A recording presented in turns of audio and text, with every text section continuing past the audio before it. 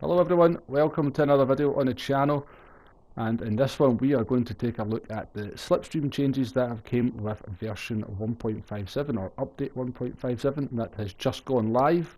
So here's the details for update 1.57, and what we are looking at is section 3 there, the bottom part of that. The strength of the drag reduction applied when the Slipstream setting is on real has been reduced. So yeah, the Slipstream in Gran Turismo Sport has always been a little bit overpowered. It's been the source of quite a lot of complaints, so Polyphony and Digital have stepped up and sort of listened to that, it would seem, and have reduced the power of the Slipstream for this latest update.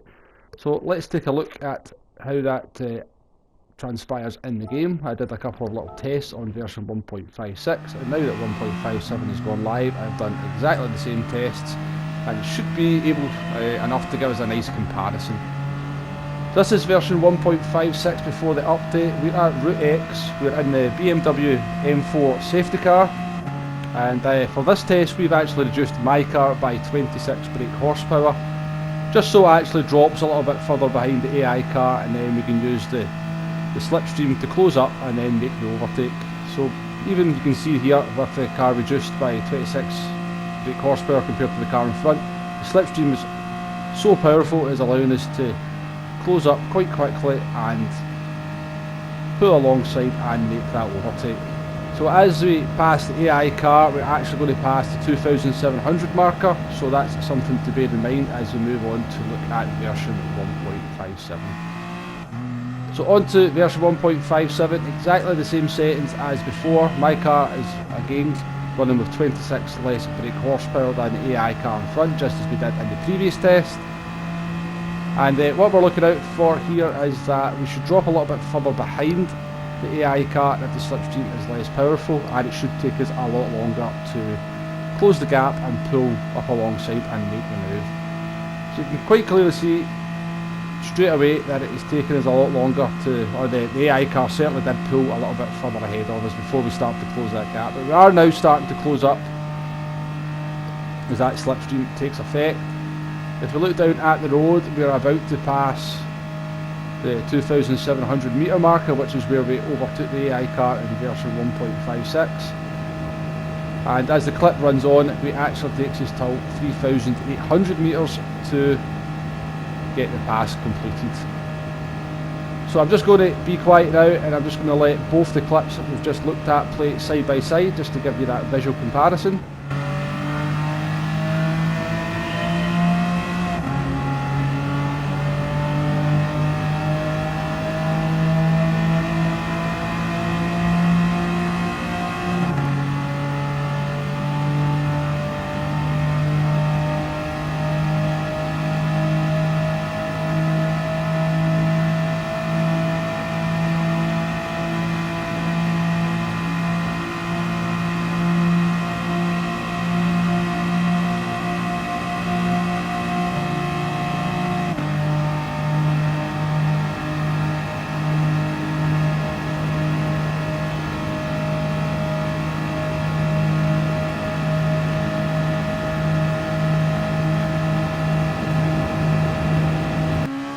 So moving on to test number 2, we're in the Red Bull Junior, we're at Monza circuit with no chicane.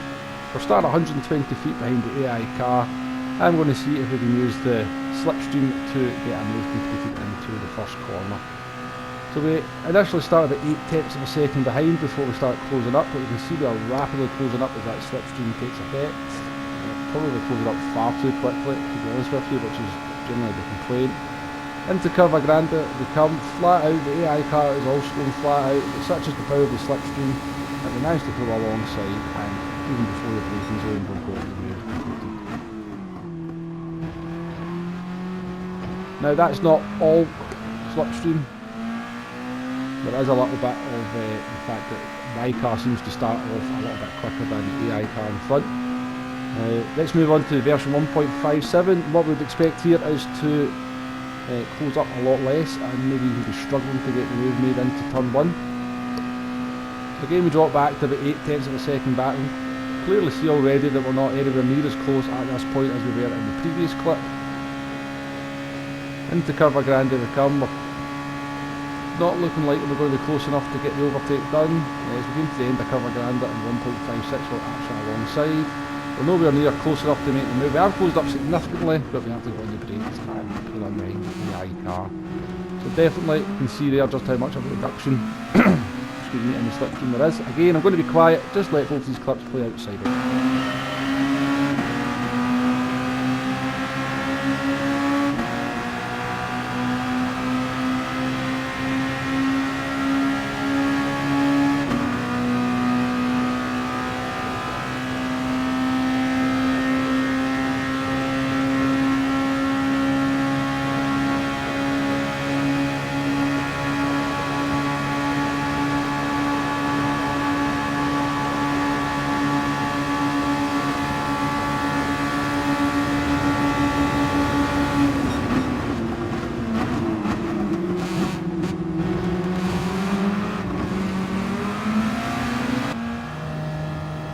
So we're back again here, talking. So final little test I wanted to do here was just to check to see if that slipstream still is in effect at 1.5 seconds. So we're back in the M4 safety car. I've put my horsepower back to the same as the AI's car. It just sort of went along the track until I sort of dropped about 1.45 seconds behind the AI car, then pulled into the slipstream to see if we could get the tow. And as you can see from the way the delta is coming down, we're definitely still picking up a slipstream from 1.5 seconds back. I think that may disappoint a few people. I think a lot of people are looking to go back to the old setting of 0.8 seconds for the slipstream. I don't really have a problem with it sort of picking up at 1.5. I think that's actually more realistic from what I've read regarding slipstream and from what I've heard some race drivers saying. I always remember David Coulthard saying you pick the slipstream up from 2 seconds back in a race car. So 1.5 seconds is realistic enough to me. It actually takes us almost 5 kilometres to close up on the AI car here from 1.5 seconds back. As much as it looks quite quick, we are doing 208 miles an hour at one point. I think on the average sort of straight is about 800 metres in most racetracks, so I think you'd be lucky if you gain a tenth and a half from 1.5 seconds back. So definitely been a reduction in the power of the slipstream. The slipstream distance which you pick up looks to be the same. I think I'm quite happy with the changes. I did think the slipstream was just a little bit too powerful. I think it was allowed sort of, it was too hard to break away from drivers in races at times. So I think it's a positive change. I'll be interested to see how it works out in races. I'm going to get sort of involved in that pretty soon.